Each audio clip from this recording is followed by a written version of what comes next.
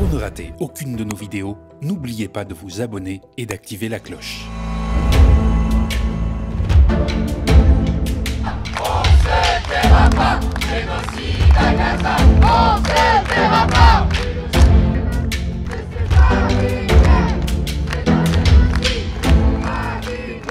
En fait, on a voulu s'exprimer contre la venue du Macron à la Sorbonne, qui est notre université, mais surtout contre sa politique et faire entendre notre voix à l'heure où en fait lui il vient parler d'Europe, de sa campagne électorale et surtout il vient parler de la guerre et préparer la jeunesse à faire la guerre. Et quand on voit le dispositif policier tout autour de nous, quand on voit qu'il y a 2 rassemblements qui étaient déclarés place de la Sorbonne qui ont été interdits, quand on voit le dispositif policier dans tout le quartier latin, on voit qu'en fait le message que Macron il est venu faire passer, c'est non seulement la question de l'Europe, mais c'est aussi de dire à la jeunesse ferme ta gueule. Aujourd'hui, on s'est mobilisé dans le cadre du discours d'Emmanuel Macron à la Sorbonne, qui est simplement un meeting pour une tête de liste en peine dans les sondages. Et on s'est mobilisé pour dire notre soutien à la Palestine, au peuple palestinien, notre opposition au régime d'Emmanuel Macron, à toute cette orchestration autoritaire qu'il y a actuellement.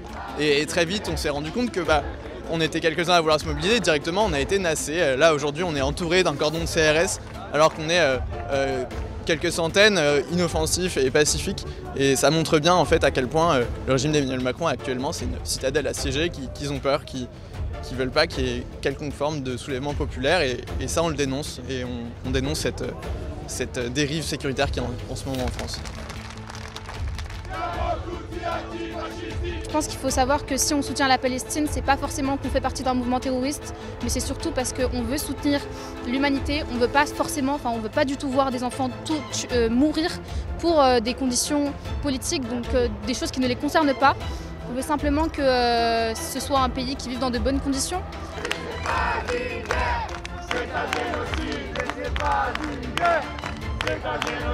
C'est rassurant de voir autant de monde se mobiliser pour une cause qui est si importante, surtout que c'est une cause humaine. Et je pense qu'aujourd'hui les jeunes sont mobilisés pour ce sujet parce que voilà, il y a les réseaux sociaux, on voit beaucoup d'images et en fait ça nous sensibilise évidemment. Et en dépit de tout ce qui est politique et religieux, on parle vraiment d'humanité et je pense que c'est important de lutter pour la cause humaine tout simplement.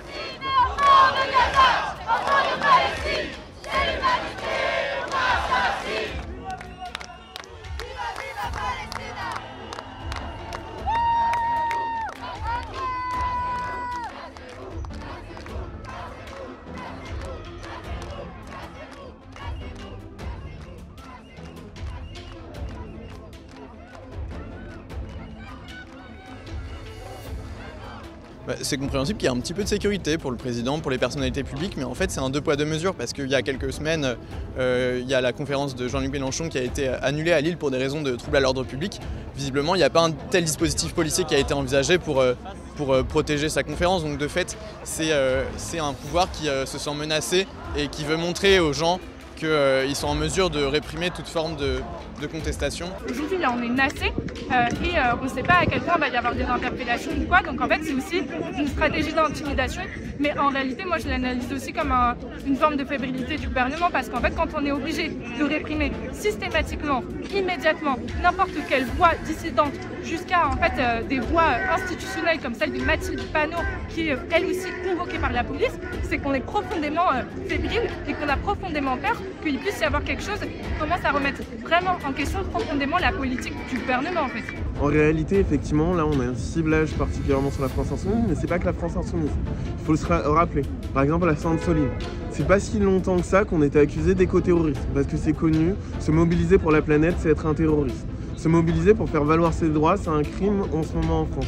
En fait, là, ce qu'on a, c'est qu'on a une vague de répression qu'on observe depuis des années. La capacité qu'on a à pouvoir se faire entendre, finalement, plutôt que d'avoir un débat démocratique, ce que nous oppose ce gouvernement, systématiquement, c'est la répression, c'est la violence ou les interdictions. Du peuple palestinien et vive la lutte.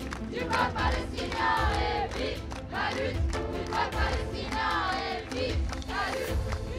On est dans une situation où c'est les associations, les partis politiques qui doivent rappeler à l'État, aux institutions, aux ministères, tout simplement de respecter l'état de droit. Et donc là, c'est pas juste une histoire de la France insoumise, c'est pas juste une histoire des écologistes, d'un parti politique en tant que tel, c'est une question fondamentale. aujourd'hui, comment on fait face collectivement à une période où on essaye de nous museler, de nous empêcher de parler? La réponse, elle est simple, elle est politique. C'est collectivement qu'on doit réussir à se faire entendre et montrer qu'on ne va pas se laisser faire. On a besoin de voter pour autre chose, on a besoin d'agir autrement et on a besoin de montrer que l'écologie, les questions sociales, c'est une bataille de tous les jours. Franchement, on est super fiers qu'on soit autant. Franchement, on peut être fiers.